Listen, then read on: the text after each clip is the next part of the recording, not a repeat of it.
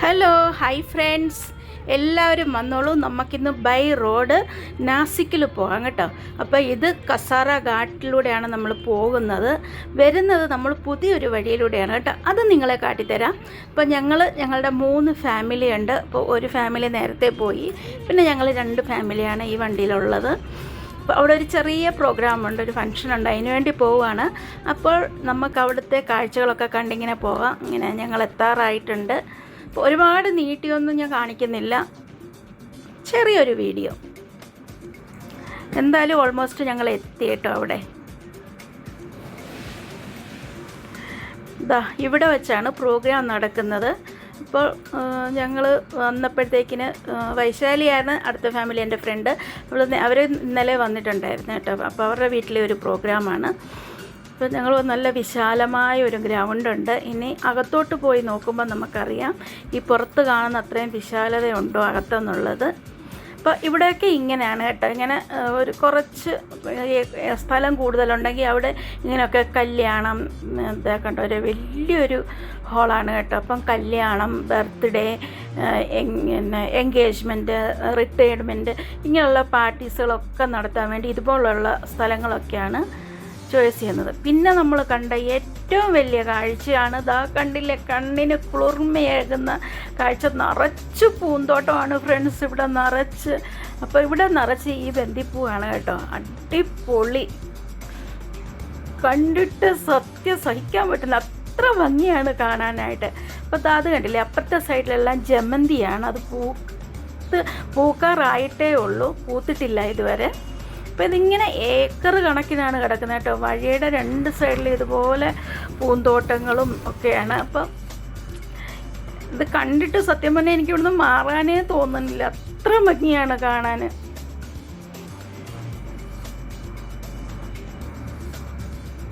എന്തായാലും ഞാൻ കണ്ട എനിക്കിഷ്ടപ്പെട്ട കുറേ കാഴ്ചകൾ കുറേശ്ശെയായിട്ട് നിങ്ങളെ കൂടെ ഞാൻ കാട്ടിത്തരാമേ. വീഡിയോസൊക്കെ ഇഷ്ടമായാൽ ഒന്ന് ലൈക്ക് ചെയ്യാനും ഷെയർ ചെയ്യാനും, ഇതുവരെ സബ്സ്ക്രൈബ് ചെയ്യാത്തവരാണ് ഒന്ന് സബ്സ്ക്രൈബ് ചെയ്യാനും മറക്കരുത് കേട്ടോ. അങ്ങനെ ഞാനും വൈശാലിയും കൂടെ ഇവിടെ നിന്ന് ചെടിയും പൂവും ഇതിൻ്റെയൊക്കെ വീഡിയോസൊക്കെ ഇങ്ങനെ എടുത്തുകൊണ്ടിരുന്നപ്പോഴാണ് നോക്കുമ്പം ഞങ്ങളുടെ കൂടെ വന്ന മറ്റാരും ഞങ്ങളുടെ കൂടെ ഇല്ല. റോഡിൻ്റെ അപ്പുറത്തെ സൈഡിൽ വലിയ ഉള്ളി, സവോള ഇങ്ങനെ വിളവെടുത്തുകൊണ്ടിരിക്കുകയാണ് കേട്ടോ. അപ്പം ഞങ്ങൾ അവിടുന്ന് ഓടി ഇവിടെ വന്നു. അപ്പോൾ ഇവരിങ്ങനെ സവാളകൾ ഇങ്ങനെ പറിച്ചിട്ടിരിക്കുകയാണ്, എല്ലാം വിളവെടുത്തുകൊണ്ടിരിക്കുകയാണ്. അപ്പോൾ ഇതിങ്ങനെ കൂട്ടിയിട്ടിട്ട് ഇതിനെ 3ആയിട്ട് അവർ തരം തിരിക്കുമെന്നാണ് പറഞ്ഞത്. ഇതിനി അവർ നന്നായിട്ട് ഉണക്കിയതിന് ശേഷം വൈശാലി വന്നിട്ട് വില പറയുകയാണ്. ഇത്ര രൂപയ്ക്ക് തരുമോ എന്നൊക്കെ ചോദിച്ചിട്ട്. ഇവിടെ നിന്ന് നമുക്ക് നിസ്സാര രൂപയ്ക്ക് പൈസയ്ക്ക് ഇത് വാങ്ങിക്കൊണ്ട് പോകാം കേട്ടോ. പക്ഷേ ഇതിങ്ങനെ നമ്മൾ വാങ്ങിക്കൊണ്ട് പോയിട്ട് പ്രയോജനമൊന്നുമില്ല, വേഗം ചീത്തയായി പോകും, ഒരുപാടൊന്നും വാങ്ങാൻ പറ്റില്ല.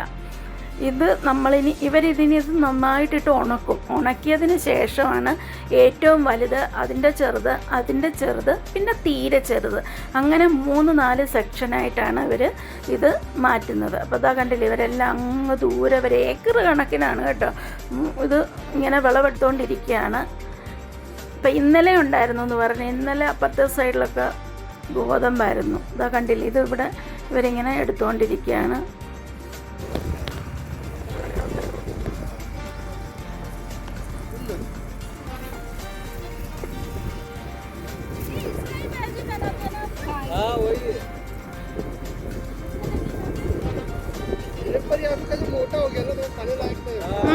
ഞാൻ ചോദിച്ചു, ഇതാണ് നമ്മൾ തോരനൊക്കെ വെക്കാൻ ഇതിൻ്റെ ഇല ഉപയോഗിക്കാൻ കേട്ടോ.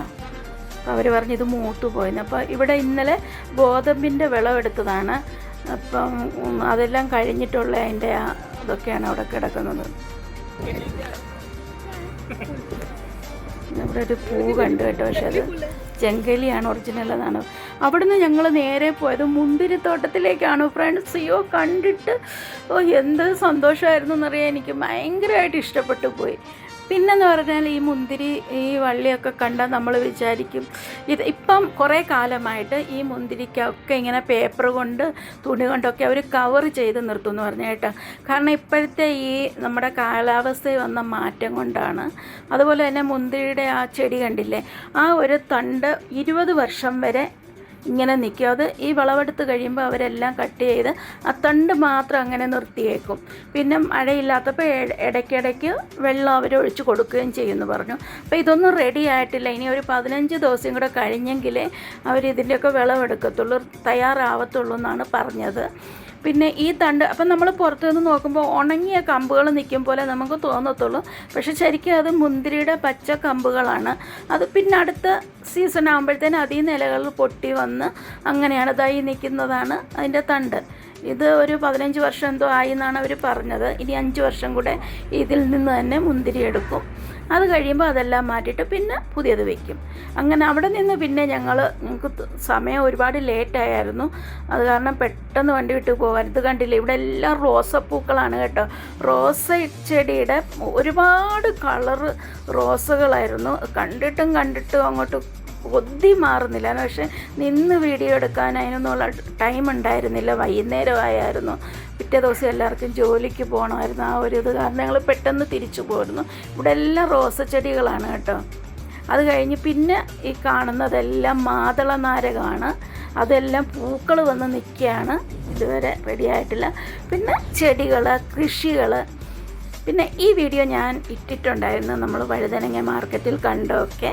കണ്ടിട്ടില്ലാത്തവരൊന്ന് കയറി കണ്ടു നോക്കണേ. പിന്നെ നമ്മളിതാ കണ്ടില്ലേ, പുതിയ ഒരു ഹൈവേയിലൂടെയാണ് നമ്മൾ പോകുന്നത്. സമൃദ്ധി എന്ന് പറയുന്ന പുതിയൊരു ഹൈവേ. അപ്പോൾ ഇതാകുമ്പോൾ ഞാൻ പറഞ്ഞില്ലേ, നിങ്ങളെ തിരിച്ച് നമ്മൾ ആ വഴിയല്ല വരുന്നതെന്ന്. ഇതിലേ കൂടിയാണ് നമ്മൾ തിരിച്ചു വന്നത് കേട്ടോ. അപ്പോൾ ഇത്രയൊക്കെ ഉള്ളൂ. ചെറിയൊരു വീഡിയോ ആയിരുന്നു.